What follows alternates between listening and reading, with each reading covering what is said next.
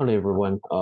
My name is Xiangjun Chen, and we're going to talk about the imagined community today. The first thing I want to talk about is the writer. So the writer also is the author, Benedict Anderson. He was born in 1936 in Kunming, Yunnan, China, and his father is Anglo-Irish.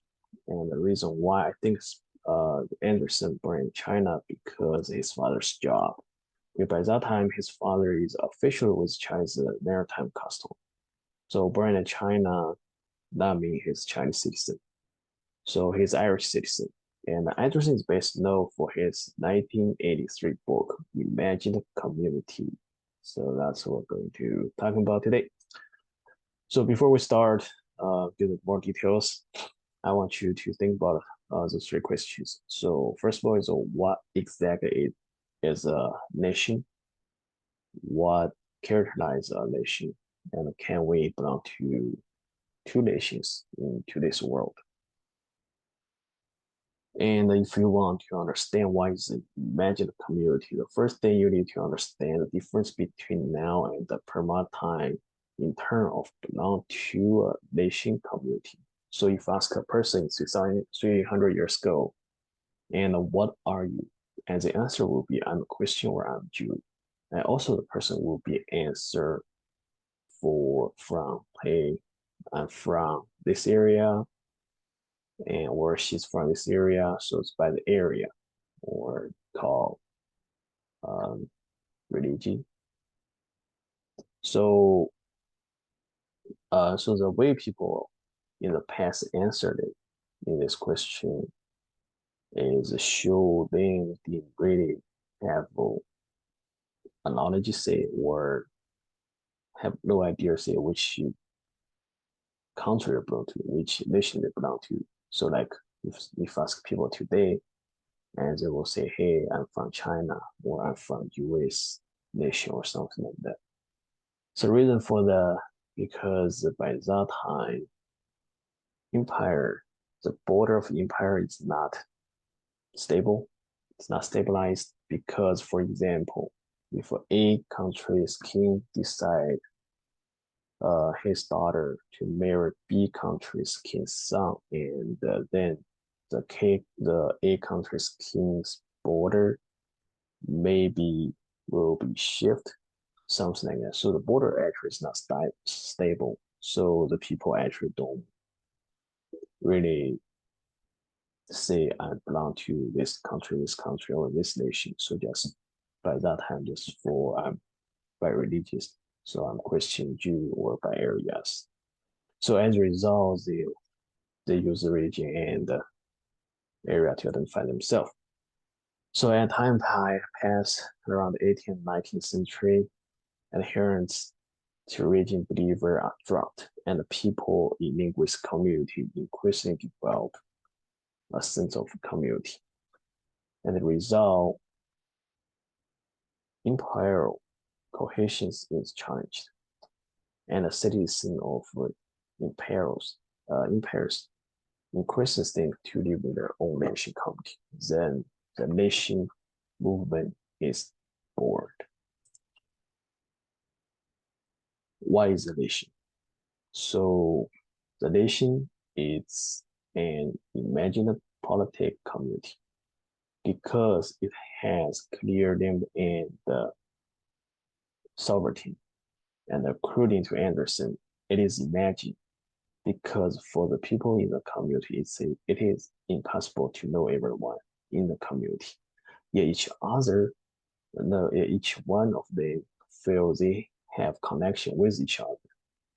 So basically, I don't know the people, everyone in US, but I feel like I'm part of the US community. Or I don't know everyone in China, but I feel like I'm part of the China community. So that's what this really means. And the second one is one nation cannot be including every single individual in the world because the nation implies culture and the language different.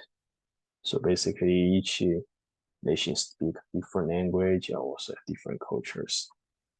And the third is each nation had sovereignty. This concept was born in an age in which enlightenment and the revolution were destroyed in legitimacy of divine order, hereditary dynasty realm.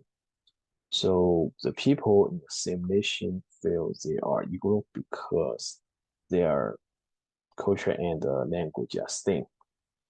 So that was in the Middle Age. That's what people feel like. So later on, so time and the language also is pretty good, pretty important to part and part of the imagined community. So in per modern time, people didn't have the sense of linear time. There was no sense of being history. So basically, people have no the mindset of time. So in the mid, so like the second part said, in the Middle Ages, people believe that at a particular time, particular thing will happen because they think it's the God. That's how the God planned it is. So when the watch and the calendar come out, people start have the mindset of time. So in per modern age, a time, citizen and the empires did not speak and write same language. So basically speak one language and write in another language. So when the Renaissance happened and people start using the localized language to write book and publish newspaper. So in other words, when they start use the language they understand it, they use normally to write the newspaper. So in in that areas, people will be understand what exactly is going on in their community. And emerging time and newspaper make people feel connection and imagine uh, they're in the same community. So because of time and also language in the newspaper, so they basically put the whole community in the same page. So people will feel, okay, I'm part of this community. And people start feel closer.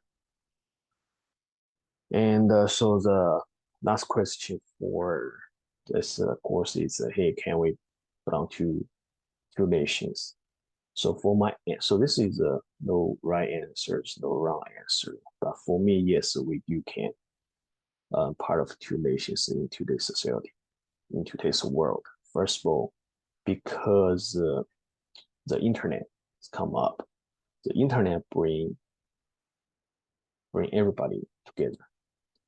Even I'm living in the US, but I still know what's going on in China, right? And also time, like the previous slide says time, and we know what time it is in China, so we know what is going on. So make me feel actually part of that China community.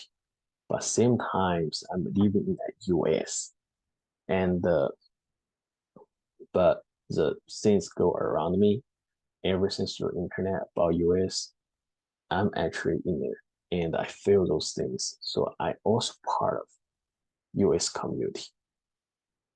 So yeah, for me, can we? Yes, we do. We can belong to two nations. And I don't know about your answer. That's my answer. And thanks for watching my presentation.